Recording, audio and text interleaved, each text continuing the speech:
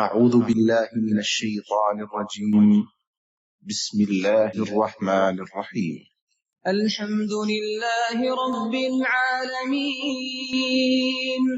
الرحمن الرحيم مالك يوم الدين إياك نعبد وإياك نستعين اهدنا الصراط المستقيم صراط الذين أنعمت عليهم غير المغضوب عليهم ولا الضالين.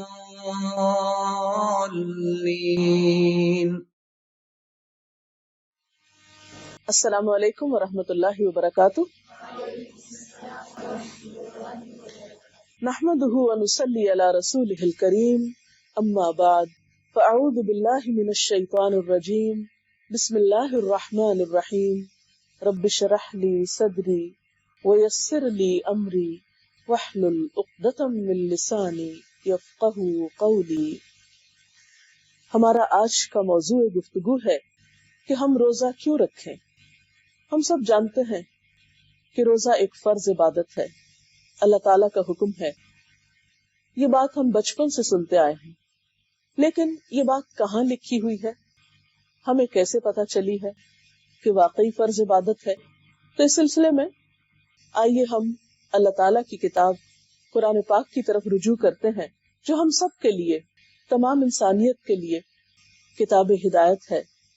قرآن پاک کی سورۃ البقرہ آیت نمبر 183 میں اللہ سبحانہ تعالیٰ فرماتے ہیں، یا ایھا الذین آمنوا کتب علیکم الصیام کما کتب علی الذین من قبلکم لعلکم تتقون. اے لوگو جو ایمان لائے ہو، تم پر روزے فرض کیے گئے جیسے تم سے پہلی قوموں پر فرض کیے گئے تھے، تاکہ تم میں تقوی پیدا ہو. تو گویا ہم سب کو روزہ اس لیے رکھنا ہے کہ یہ اللہ سبحانہ تعالیٰ کا حکم ہے، یہ ایک فرض عبادت ہے، اور یہ صرف ہم پر ہی فرض نہیں بلکہ پہلی امتوں پر بھی فرض تھا. پھر ہم دیکھتے ہیں کہ قرآن پاک میں ہی اللہ سبحانہ تعالیٰ فرماتے ہیں، فَمَنْ شَهِدَ مِنْكُمُ الشَّهْرَ فَلْيَصُمْ. اب جو شخص اس مہینے کو پائے اسے لازم ہے کہ وہ اس کے روزے رکھے. گویا یہ ایک تاکیدی حکم ہے. ہاں، اگر کوئی مجبوری ہو، بیماری ہو، عذر ہو، تو اس صورت میں فرمایا وَمَنْ كَانَ مَرِيدًا أَوْ عَلَى سَفَرٍ فَعِدَّةٌ مِّنْ أَيَّامٍ أُخَرَ. اور جو کوئی مریض ہو یا سفر پر ہو تو وہ دوسرے دنوں سے گنتی پوری کر لے. گویا اگر وہ رمضان میں روزہ نہیں رکھ سکا تو رمضان کے بعد اس کو قضا روزہ رکھنا ہوگا، گنتی پوری کرنی ہوگی. اور ایسا کیوں ہے کہ یرید اللہ بکم اليسر ولا یرید بکم العسر. اللہ تعالیٰ تمہارے ساتھ نرمی چاہتا ہے، سختی نہیں کرنا چاہتا. وَلِتُكْمِلُوا الْعِدَّةَ. اور یہ طریقہ تمہیں اس لیے بتایا جا رہا ہے تاکہ تم روزوں کی تعداد پوری کرو. تو اس سے ہمیں یہ بھی پتہ چل رہا ہے کہ نہ صرف یہ کہ ہمیں روزے رکھنا ہے، بلکہ اس سال میں جتنے بھی روزے ہوں گے 29 یا 30 ان کی گنتی بھی پوری کرنا ہے.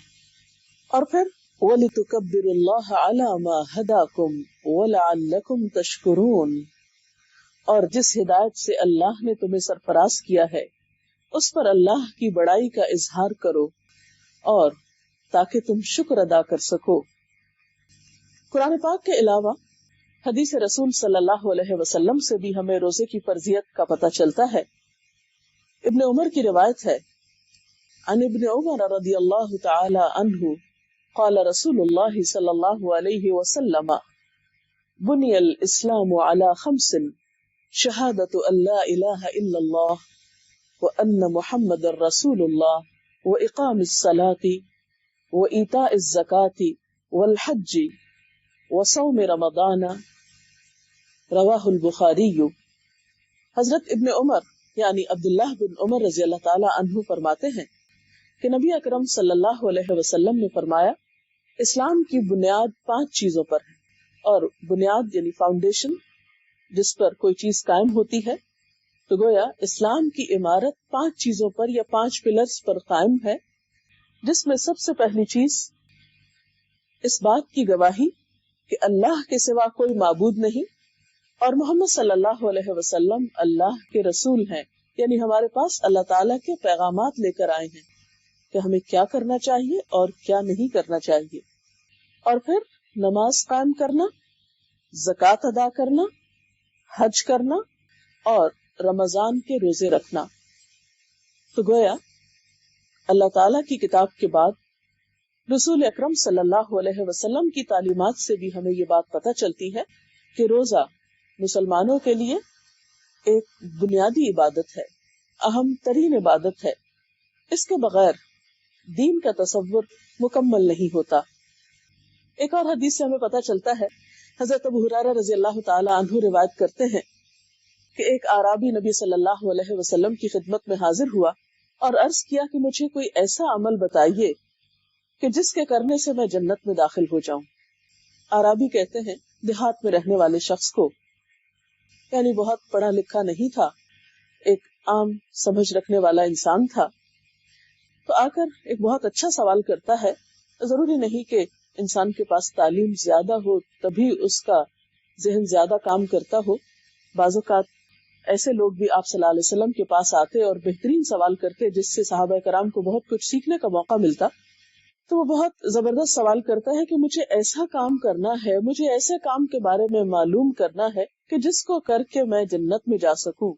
تو آپ صلی اللہ علیہ وسلم نے فرمایا اللہ تعالیٰ کی عبادت کرو، اس کے ساتھ کسی کو شریک نہ کرو، فرض نماز قائم کرو، فرض زکوٰۃ ادا کرو اور رمضان کے روزے رکھو.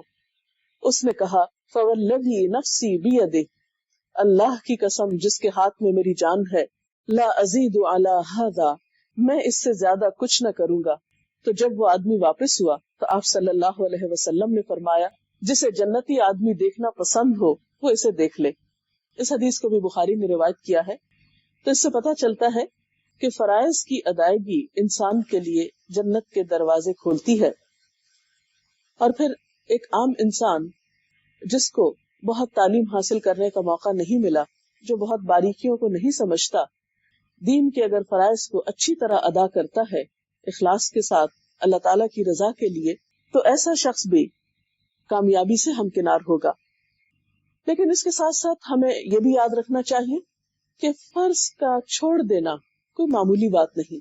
جہاں ایک طرف فرض کی ادائیگی بہت اجر و ثواب کا باعث ہے، وہاں فرض کا چھوڑنا بہت نقصان کا سبب بھی ہے. اسی لیے ہم دیکھتے ہیں کہ آپ صلی اللہ علیہ وسلم نے ان لوگوں کی سزا بھی بہت سخت بتائی جو جان بوجھ کر روزہ چھوڑ دیتے ہیں اور بغیر کسی عذر کے، بغیر یعنی سفر کے یا بیماری کے، بلا وجہ صحت مند ہوتے ہوئے، مواقع پاتے ہوئے بھی روزے کی پرواہ نہیں کرتے. تو اس میں ایک جو روایت ہے وہ یوں ہے کچھ. حضرت ابو امامہ باہلی کہتے ہیں میں نے نبی صلی اللہ علیہ وسلم کو فرماتے ہوئے سنا کہ میں سویا ہوا تھا، میرے پاس دو آدمی آئے، انہوں نے مجھے بازوؤں سے پکڑا اور مجھے ایک مشکل چڑھائی والے پہاڑ پر لائے اور دونوں نے کہا آپ اس پہاڑ پر چڑھیں. میں نے کہا میں نہیں چڑھ سکتا. انہوں نے کہا ہم آپ کے لیے سہولت پیدا کر دیں گے. پس میں چڑھ گیا یہاں تک کہ میں پہاڑ کی چوٹی پر پہنچ گیا. میں نے پوچھا یہ آوازیں کیسی ہیں؟ انہوں نے کہا یہ جہنم والوں کی چیخو پکار ہے.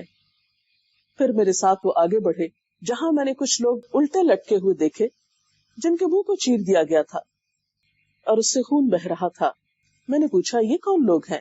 انہوں نے جواب دیا یہ وہ لوگ ہیں جو روزہ وقت سے پہلے افطار کر لیا کرتے تھے، یعنی روزے کا احترام نہیں کرتے تھے، اس فرض کو پوری طرح ادا نہیں کرتے تھے. یہ روایت ابن خزیمہ نے بیان کی ہے.